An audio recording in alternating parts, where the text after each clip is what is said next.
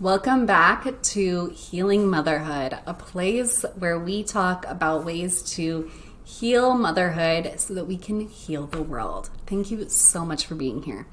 Today we are talking about how birth trauma can actually impact or cause anxiety in motherhood. So if you missed the last couple of episodes, you're going to want to go back and check them out and get a good understanding first of how trauma impacts the brain, because that is going to help you follow my train of thought here. I did not dive deeply into research with this episode, but just wanted this to be more of an experience conversation.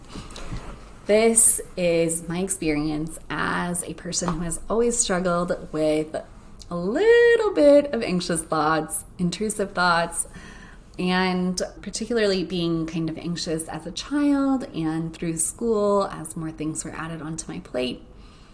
And then how birth trauma impacted that and how birth trauma has the potential to cause some behaviors that seem like anxiety, but might actually be related to trauma. So thank you for being here.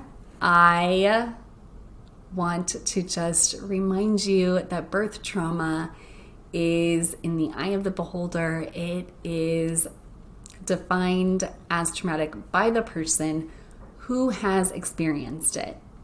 Birth trauma is because the person perceived it to be traumatic. So the only person who can say whether or not you've had a traumatic birth is you.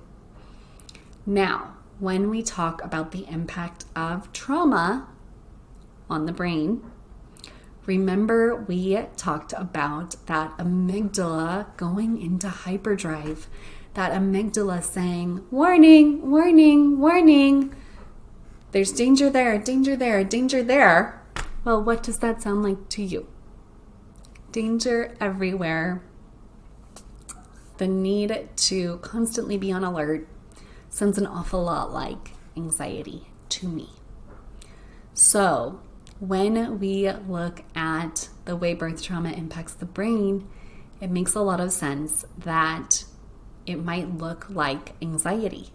In fact, I do know that when doctors are missing PTSD, it can be misdiagnosed as anxiety because of that hypervigilance. They're missing out on some of the other things, especially, this is all pretty recent research, really.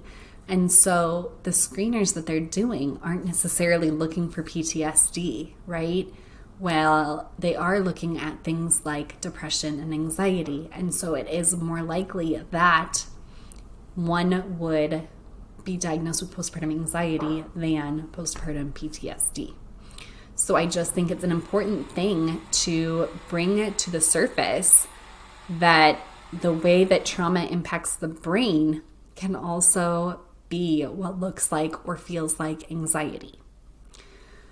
So I think it's important to realize that when we are working with our own personal anxiety and working to feel better with anxiety, a lot of the same things that help that are also going to be what helps our trauma brain to regulate and to turn that prefrontal cortex back on, right? And if none of this is making sense, please go back and watch the impacts of birth trauma episode, okay?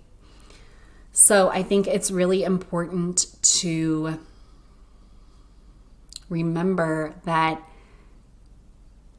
anxiety has become this kind of buzzword, but anxiety doesn't necessarily come out of nowhere, right? We want to be looking at the root causes of anxiety. We want to look at those triggers. What is triggering you to feel this anxiety? And is it actually connected to your birth trauma, or is it connected to something in childhood? What is the actual root of this, right? So we also want to look at, really getting clear about where that's coming from, as well as learning tools to cope with what's coming up. And that's where my free resource down in the show notes comes in. You can absolutely grab that. And in there is a whole healing tools library for you that help to kind of take the edge off of that anxiety or the little mini trauma responses that we're having, or big ones too, but primarily the smaller ones. I also want to point out that when we are looking at parenting with anxiety, it's important to use these body-based tools to regulate our body and our nervous system so that when we are with our kids, we're not reacting and maybe overreacting, yelling when something just deserves a little redirection. And that's something that those coping tools really help with. So with that, this might be a good conversation if you already have a support team to have with them. And if you don't, to dive into a little bit on your own or with me. I'm happy to help.